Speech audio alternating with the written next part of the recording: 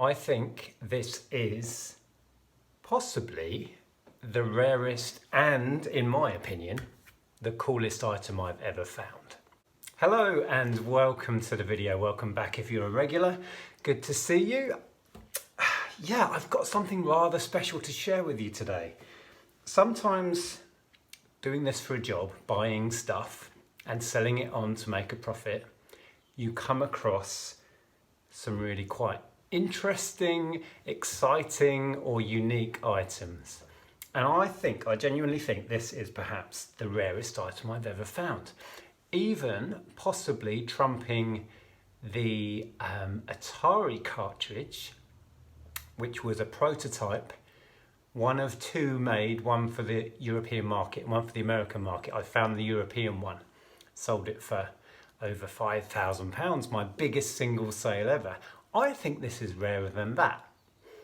We'll see, you can let me know what you think. I'll link that video or one of the Atari cart videos at the end if you want to go and see that story. So, I found this item on eBay of all places. It wasn't a very good listing, not many people found it. There was only a couple of us bidding on it, and I paid £25 or thereabouts with shipping for what I'm going to show you. But before I show you the item, in 1994, the band Erasure released the single Always. Now I'm an Erasure fan and I'm an Erasure collector, so I can actually show you. This is the 12-inch of Always. It was a big hit, one of their biggest hits of the 90s, certainly. There's the CD version. I even have the 7-inch single version with the gorgeous artwork on it. So why am I showing you Erasure singles? What's that got to do with this item, this amazing, unique, cool item? Well, I stumbled across this listing and I couldn't quite get my head around what it was. As I said, it was really badly listed, very little description, one photograph, and I thought, can that really be what I think it is? But it was. So let me try and explain what I have bought. What I think this is, well, it's basically a pack of production notes, including handwritten notes by Martin Ware, the producer, used to be in Human League, very famous producer. There's some notes in here that I think are written by Andy and Vince, the members of Erasure. There's even, let me show you this first, because this is cool. So when you are recording and when you are mixing, you use a great big mixing desk with lots and lots of tracks. This is the original tape that would have been stuck. Okay, hang on, it's got stuck to itself. Hang on a minute. I've had to take some layers off. I was boiling up. Yeah, this, which was also included in this pack of stuff, is the tape that would have been stuck across the whole mixing desk console. So I think it was maybe 56 tracks or something. So along here, if you can picture a mixing desk with all of the faders, this would have written on what is on every track. That's what I think this is. And it goes on and on and on. So on here we've got Wales, intro chord rise, intro melody, intro vocals. I mean, it's just fascinating to think that this was sat on the mixing desk while they were mixing the tracks. And it's one of a kind. There would have only been one of these for this song, and it's in with this pack of stuff. This pack, I think, would have travelled around with the master recordings, with the master tapes, because it has several different studios. So here, for example, these are from Strong Room, and it lists in detail. This has got 56 different tracks on it, all handwritten in pencil, and endless detail that I don't really even understand. I'm not sure if you're going to be able to see it. So that's Strong Room, where I think they were mixing it. It also has stuff from Windmill Lane Studios. It has stuff from the Church Studios. But what I find most fascinating about this is the vocal takes. So here we have all of the different takes. These are the lyrics written out for the song Always, and these are the different takes, and then they've highlighted them.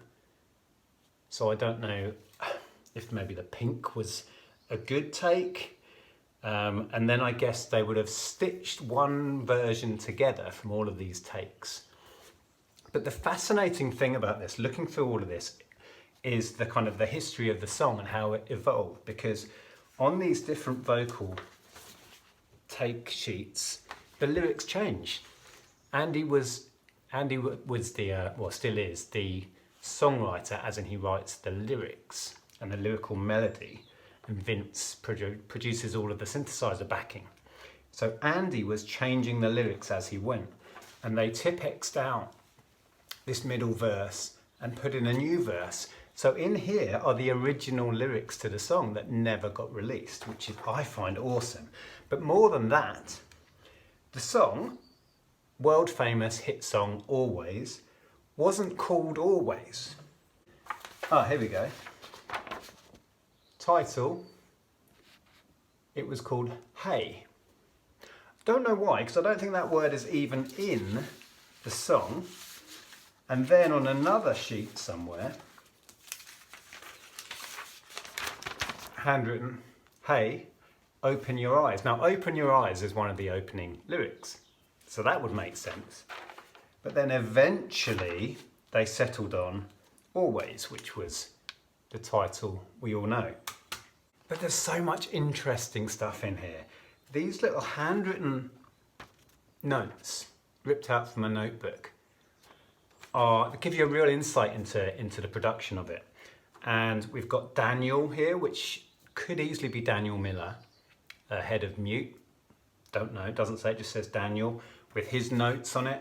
Then we've got Andy, it's got to be Andy Bell, the singer, and some of his notes, whether he's handwritten these or these are just Andy's suggestions when they were in the studio. So Andy backing vocals. It's really hard. This handwriting's even worse than mine, and that's saying something. Yeah, notes about the choruses and harmonising, and it goes on and on. These handwritten sheets, all about the discussions. Vince's idea: 8 bars of silence with someone counting time and a smiley face. It's just unique, and it goes on, and then there's lots of these sheets of what I can only assume are synthesizer settings, left channel, Roland SDE settings, pan scan. I don't understand it all, but it's all laid out on sheets and sheets where the dials were, and I don't really understand this stuff, but it's awesome. So that's what it is. That's what I found, and it's one of a kind. They only recorded and mixed this song once. These are the only handwritten sheets that would have accompanied the mastered tapes, you know, around all of these studios. I find it absolutely fascinating. I don't know how it got onto how it got onto eBay, where I found it. I know that the album I Say that this track was lifted from was remastered and reissued a couple of years ago. So maybe during that process they got all of the master tapes out and all of these notes, and at that point maybe some, I don't know, were thrown out. I'm not sure why they would throw all of this information out, or some got lost during the process. Who knows? The seller actually had 2. I didn't manage to buy the other one. I managed to get this one for what I think is a ridiculously cheap price. Now, I said this is a rare item.